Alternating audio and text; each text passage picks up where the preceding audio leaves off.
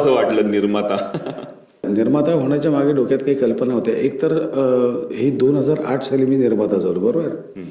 So I was the first producer in not in Maharashtra but in India who started online booking.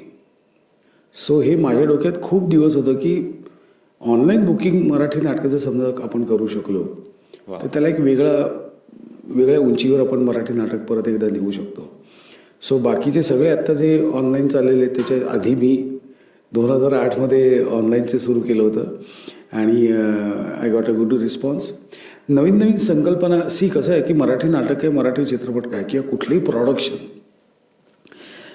Production ते जर आपल्याला करायचं असेल, यशस्वी करायचं असेल तर प्रॉडक्शन लेवलला आपल्याला कुठल्या गोष्टी शिस्तबद्धपणे करता येतील. प्रॉडक्शन कॉस्ट माझी समजा 10 रुपये असेल तर ती 8 रुपये होऊ शकते का बेसिकली.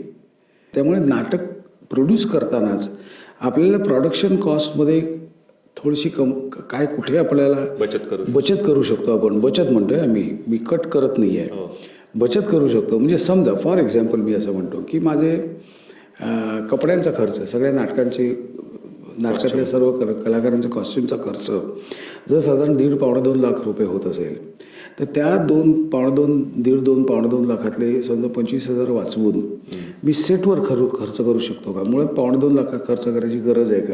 या सगळ्या गोष्टींचा मी विचार करत होतो ॲक्टर म्हणून राईट फ्रॉम 85 टिल 2008. आणि नंतर मला असं कळलं की प्रत्येक थिएटरवर काही छान गोष्टी आपल्याला करता येतील. आपल्या नाटकाचं आपल्याला सोशल मीडियावर काही बूस्टिंग करता येईल का? टीव्हीचा वापर करता येईल का?